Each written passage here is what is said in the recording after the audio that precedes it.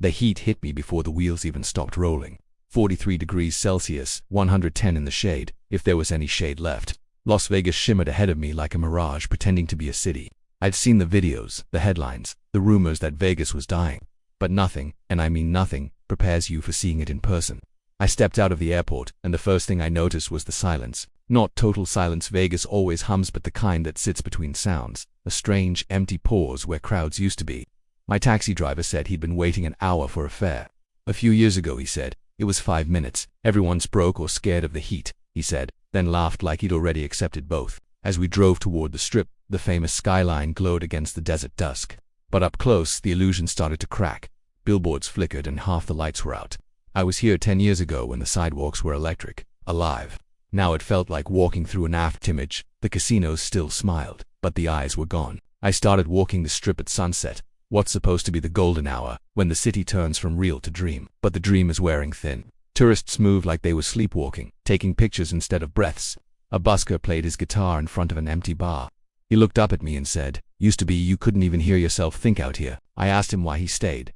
He just shrugged. Somebody's got to keep playing the soundtrack while it ends. Everywhere you look, Vegas is still building. Cranes turn above skeleton towers, with banners promising the next big thing. Developers can never stop here. Stopping would break the spell. But many of those towers are half-owned, half-finished, funded by borrowed money, chasing borrowed dreams. I met an investor who told me straight, Vegas is addicted to expansion. If it's not growing, it's dying. And right now it's overdosing on optimism. And you can't talk about Vegas without talking about water, or the lack of it.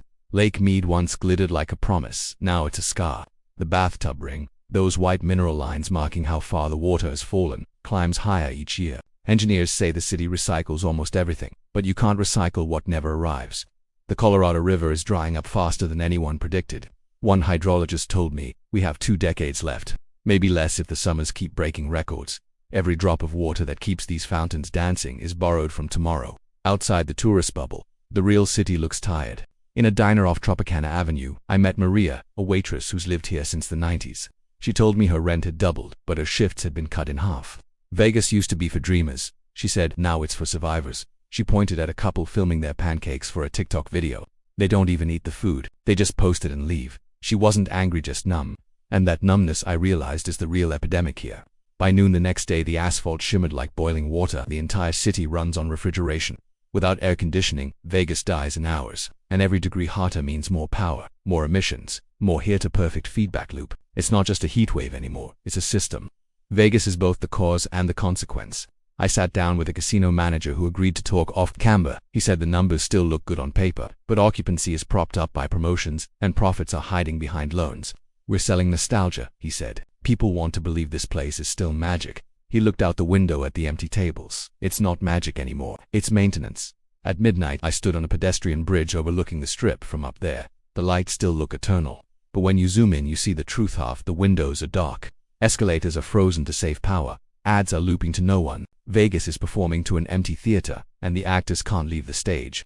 City officials talk in slogans, resilience, renaissance, reinvention. But behind closed doors, they talk about cuts to water, to power, to staff. I sat through a council meeting where they argued about fountains. One side said turning them off would save millions of gallons. The other said it would kill tourism. Nobody mentioned that both things could already be true. Vegas doesn't debate reality. It negotiates with it. Behind every luxury suite, there's a hallway nobody photographs. Narrow, fluorescent, endless. There I met the housekeepers, cooks, and maintenance crews. Most came from somewhere else, chasing jobs that used to be stable. Now, their shifts are unpredictable, replaced by algorithms that schedule humans like machines. A janitor named Andre said, when the AI tells them they don't need me anymore, they'll believe it. Right up until the toilets stop working. Even the gamblers are leaving. Online casinos offer the same adrenaline rush with none of the airfare. A marketing executive told me, people used to come here for fantasy. Now they can rent it by the minute. Vegas taught the world how to escape reality. Now reality has learned how to escape Vegas. Still, there are people who refuse to give up. Artists are turning abandoned motels into galleries. Chefs are sourcing local food. Small communities are rebuilding downtown, one block at a time. In a warehouse lit by recycled neon, a musician told me, "We don't want old Vegas or new Vegas, we just want a real one maybe." That's the only hope left, authenticity in a city built on illusion. On my last night, I stood again on that bridge over the Strip. The lights looked brighter than ever. But maybe that's just what happens right before they burn out. Vegas isn't dead yet. It's performing its longest, most elaborate show. And like every great illusion, you don't notice the trick ending until it's already over. I came here to see why Las Vegas is dying. What I found was a city that refuses to stop pretending. Maybe that's bravery, or maybe it's denial, or maybe here, they're the same thing. Thank you so much for watching. If this story resonated with you, please hit that like button and subscribe for more deep dives into the places we think we know.